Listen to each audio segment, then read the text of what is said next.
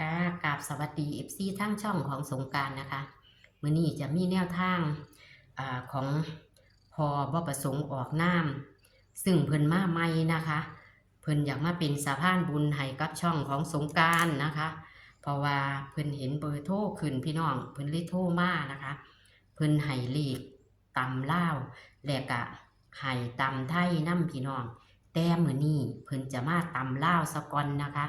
เพิ่นจะมาตำลาวงวดวันที่4พฤษภาคม69คือวันจันทร์นี่นะคะพี่น้องเพิ่นว่าเพิ่นให้เข้าดีอยู่พี่น้องล่าสุดเพิ่นให้เข้า92แล้วก็เป็นตัวเน้นซ้ำพี่น้องเข้ามาแล้วติดต่อกันหลายงวดอยู่พี่น้องเพิ่นให้ทั้ง VIP ทั้งอีหยังล่ะของเพิ่นแอดก็บ่ฮู้จัก VIP ทั้ง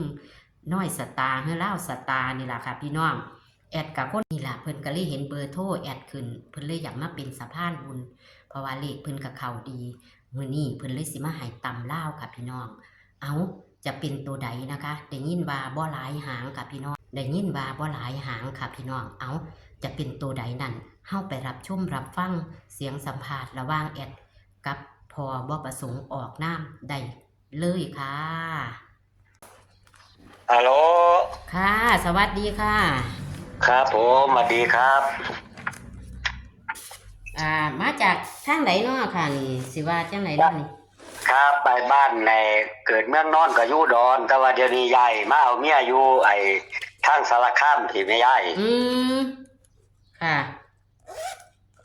เอาว่าเออพอสารคามวางสิบ่ค่ะเอาตะกี้ผมก็เคยปล่อยอยู่ดอกคุณแม่ผมเศร้าปล่อยมาโดนแล้ว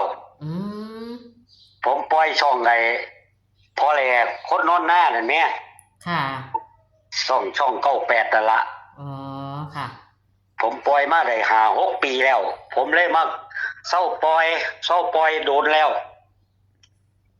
ค่ะว่างหนึ่งหันกับเขา92แม่นบ่พอเขา92ตรงๆเลยตัวนิ่นเลย92อ่ะนะ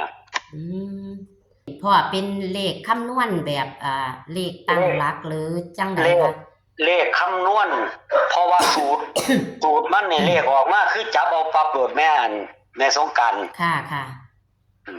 มันเป็นสูตรทุกวันได้เลขใหญ่ก็อยู่ในนี่ล่ะเลขใหญ่มันเป็นเลขสูตรเลยตั้งแต่อาทิตย์ถึงเสาร์มั้งค่ะอ๋อก็แสดงว่าเฮาจะเอาได้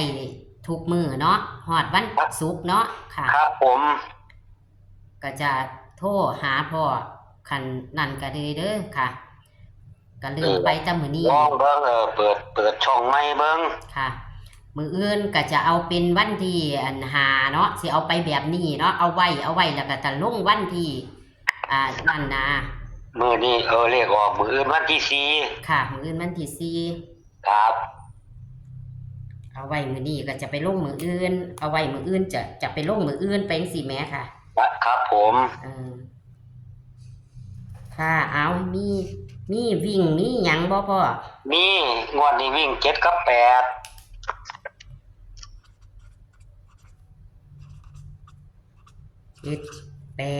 7กับ8ครับบัดนี้จับคู่บ่พ่อจับคู่จับคู่มี6คู่เด้อมี75 76 74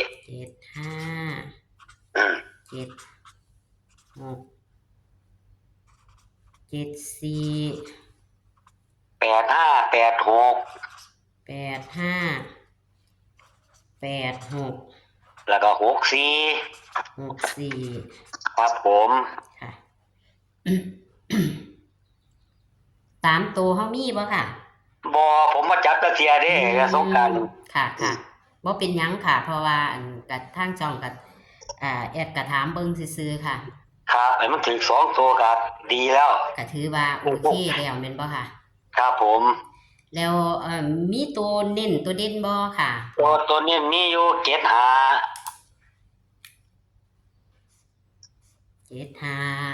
85ค่ะ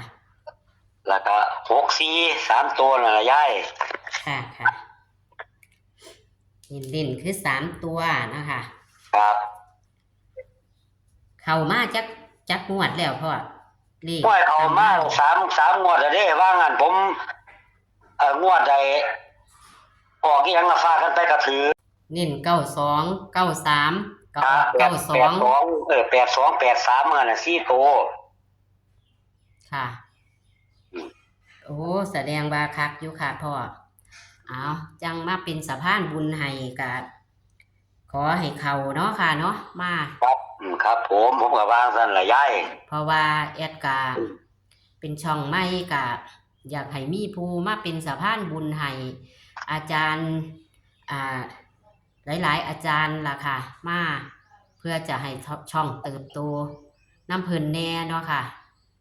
แม่นผมก็ว่าจังซั่นล่ะ เลยหยุดหมดเลยบ่ค่ะอันช่องที่เว้ามานี่ ครับแล้วก็มีช่องหนึงที่โทรมาเอาอยู่กับผมอยู่เดี๋ยวนี้ช่องโจพารวยล่ะ อืมเอา แกโทรมาเอาน้อยทุกมื้อ ม เอาในกลุ่มเขา ค่ะค่ะโอ้เฮ็ดบ่เป็นดอกค่ะกลุ่มมีจักนี่ล่ะเดียวๆของแอดสงกรานต์นี่ล่ะค่ะ ทุกมื้อนี้เขาหากินบ่ย้ายเขาเอาไอ้หวยรายวันนี่เขาเข้ากลุ่มเขา คือ เขาก็โอนมาให้ผู้ละ200-300เรียกอัน5น้อยนี่รายวันนี่มันเข้าทุกมื้อเล่นตั้งแต่เล่าสตาร์พี่ไปไปฮอดเฉพาะกิจพุ่นน่ะฮอดปกติ VIP พิเศษพุ่นแม่ยาย ค่ะค่ะ เข้าเมื่อวานก็เข้า4-5น้อยอยู่ โอ้อันน้อยนี่พันบ่อันนั้นดอกค่ะนี่เอาตานี่ เอาพ่อคันจังสั่นก็สิขอสรุปเนาะตัวเลขของพ่อก็ ครับผมจังซั่นล่ะยายให้โชคดีให้มีเงินมีทองเด้อให้ช่องเฮาเจริญรุ่งเรืองไปหน้าเด้อยาย สาธุค่ะพ่อสาธุ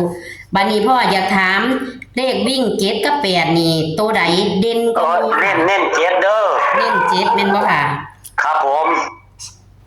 ค่ะก็ขอบคุณพ่อค่ะ ครับผม ขอให้โชคให้มานน้ำกันนะคะขอบ แม่น คุณ ได้ ที่มาให้แนวทางนะคะพี่น้องก็ได้ฟังเสียงสัมภาษณ์ระหว่างแอดกับพอบ่ประสงค์ออกน้ำนะคะ พี่น้องตำเล่าวนะคะ เพิ่นอยากมาเป็นสะพานบุญนะคะ เพิ่นเห็นเบอร์โทรแอดขึ้นนะคะ เพิ่นก็เลยอยากมาเป็นสะพานบุญให้กับช่องน้อยๆของแอดว่าสั้นนะคะ เพื่อจะได้เติบโตว่าสั้นเพิ่นว่าพี่น้องเอ้ยเอาเพิ่นเข้ามาใหม่เพิ่นก็ว่าเลขเพิ่นเข้าดีอยู่พี่น้องเพิ่นเคยให้หลายๆช่องมาแล้วค่ะพี่น้องเพิ่นก็บ่เอ่ยชื่อดอกแต่ว่าเพิ่นก็ว่าเพิ่นเคยให้มาอยู่ก็เข้าดีแต่เพิ่นก็มาพักอยู่พี่น้องพักอยู่6 ปีพี่น้องเพิ่นก็มาพักอยู่6 ปีพี่น้องเพิ่นพักบ่ให้บัดนี้เพิ่นก็เลยเห็นเพิ่นก็เลยอยากมาเพิ่นก็เฮ็ดให้ช่องหนึงอยู่ดอกค่ะพี่น้องเฮ็ดท่าน้อยเฮ็ดลาวเฮ็ดอีหยังนี่ล่ะเพิ่นว่าเข้าติดต่อกันอยู่เทื่อละ 3-4 งวดแล้วก็หลุดลาวพิเศษลาวสตาร์มื้อเพิ่นก็ให้หมดพี่น้องแต่ว่า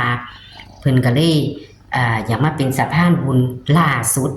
วันที่30วังหันเข้า92ตรงๆค่ะพี่น้อง